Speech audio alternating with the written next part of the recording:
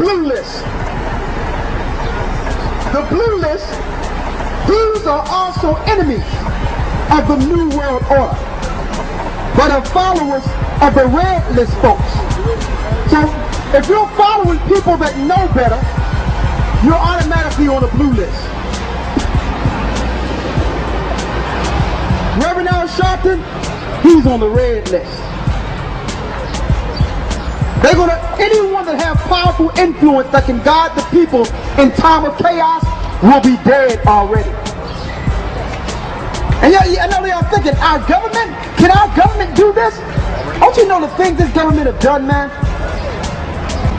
You're over here, right? Who did this? Our government. Yes. Right. How can you be surprised that your government can do something as violent, kill people? Relocated the nation. They relocated a whole nation, man. Look at what happened with the North American Indians. Look what happened to even poor white people in this country. Let me tell you, man, you're going to find out the government is separate from the people. It's not for the people, it's the rule to the people. Source: Michael Amaholy, 20 years Naval Intelligence CIA under Bush Sr. For example, the FEMA death camp of the Mojave is a full gassing cremating death camp, dedicated to the termination of all on FEMA's red-blue lists under martial law. I have previously documented this horrific death camp, and documented the eyewitness accounts of several former NWO supporters who were flown out there. My friends, Doc Marquis, Illuminati, and Elaine Nost, CIA, were both flown separately to this facility in the Mojave Desert of California. It boasts a landing strip. According to another contact, a D agent who personally investigated this FEMA facility, it was recently doubled in size to increase killing capacity. It is fully staffed. All staff members wear black SWAT team uniforms. When I asked Doc Marquis what his sentiments were, back when he was a member of the Illuminati and given a tour of this killing facility, his reply was, sheer joy. I rejoiced at the thought of Christians being terminated in this place. A chilling response, but typical of this nation's Satanists and NWO supporters. This FEMA death camp was shown off as something the NWO and FEMA was literally proud of. And there are many more FEMA detention camps whose ultimate purpose under martial law is not to save life, but to terminate human lives deemed unworthy of entering into the dawning of Lucifer's New World Order.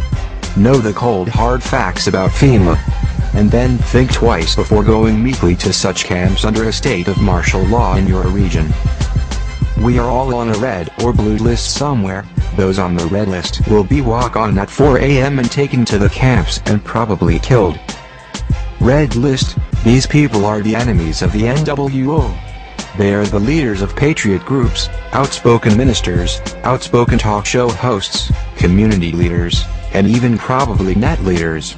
These people will be dragged out of their homes at 4 a.m. and will be taken to FEMA detention centers and killed. This will take place approximately 2 weeks before martial law is enforced. Blue list, these are also enemies of the NWO, but are followers of the red list folks. These people will be rounded up after martial law is in place, and will be taken to the detention centers and re-educated. Various mind control techniques will be used on them. Most will not survive this. Mr. Springmeyer was not specific on exactly who was on the blue list, but I would guess that people such as you and I are on that list.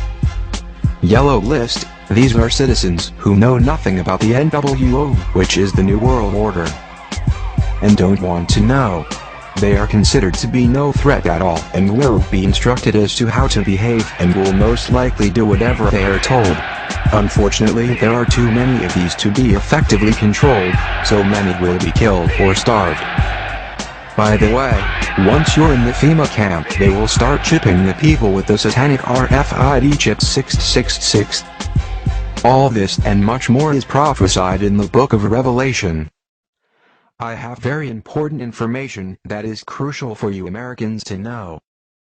On March 17, the House of Representatives held a special closed session.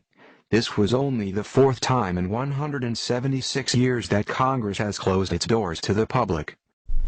Once again, looking live at the U.S. Capitol at this hour here in Washington. A security sweep on the floor of the U.S. House. We're told maybe 9:30, maybe 10 o'clock Eastern Time is the starting point for that secret session. We don't expect to see the House of Representatives back in public tonight. They'll be back tomorrow morning at 10 and continue their public debate on the FISA legislation.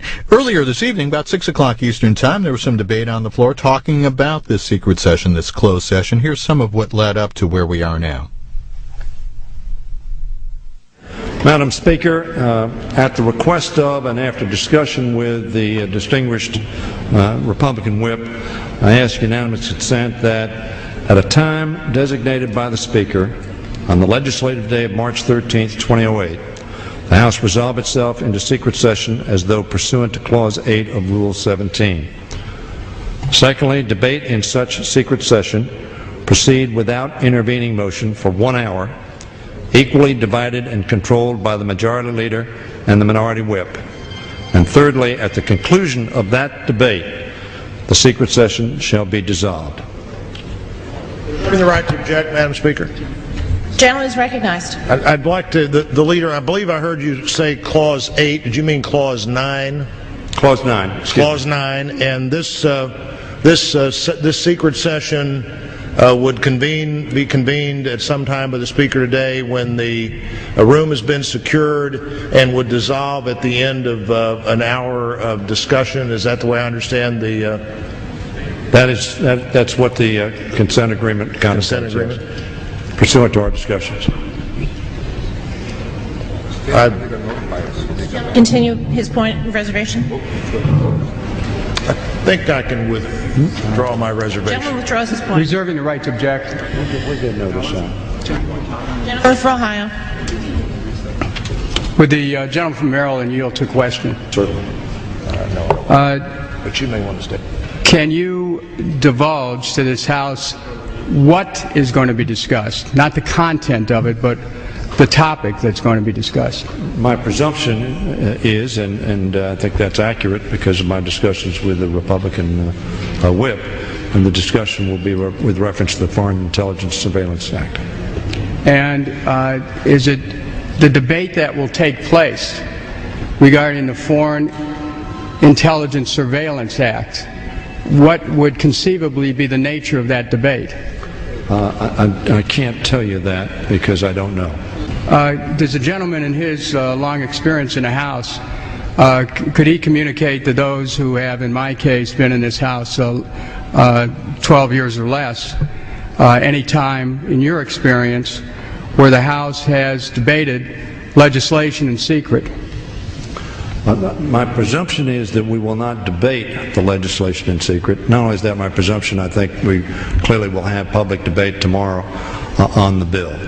The Minority Whip came to me indicating that there were things that he thought the members ought to have knowledge of that he was of the opinion could not be divulged in public debate. There is a provision under our rules to accomplish that objective. My friend has said two things. One is that there's an assumption that it's going to be about FISA, and another one is that there is going to be a debate of sorts. When I asked the question, if you are aware of whether or not anything like this has happened before, with respect to, we're talking about specific legislation that is before this House, whether or not anyone, would the gentleman know, what is the precedent for this? Is this unprecedented that the House of Representatives would be meeting in secret preliminary to legislation that it intends to pass? I haven't experienced this in my time, and for information purposes, I would ask the gentleman who's been here, I think 26, 28 years, if in his experience, he can remember that. I thank the gentleman. In responding to him, I believe, and I'm not frankly absolutely positive, and I'm hoping that somebody, perhaps on the Intelligence Committee staff or others on the House. Would gentlemen yield? Well, can I make an observation? I believe that during the early 80s or middle 80s, with reference to the 1983 on Contragate, there was such a 19 when? 83. On what? Contragate. As you know. Iran-Contra? Yes. Was that before the hearings or after the hearings? I don't know the answer to that question. If Mr. Blunt Well, I mean, has there's some relevance there. if you'll yield to Mr. Blunt, he may be able to offer My friend, something.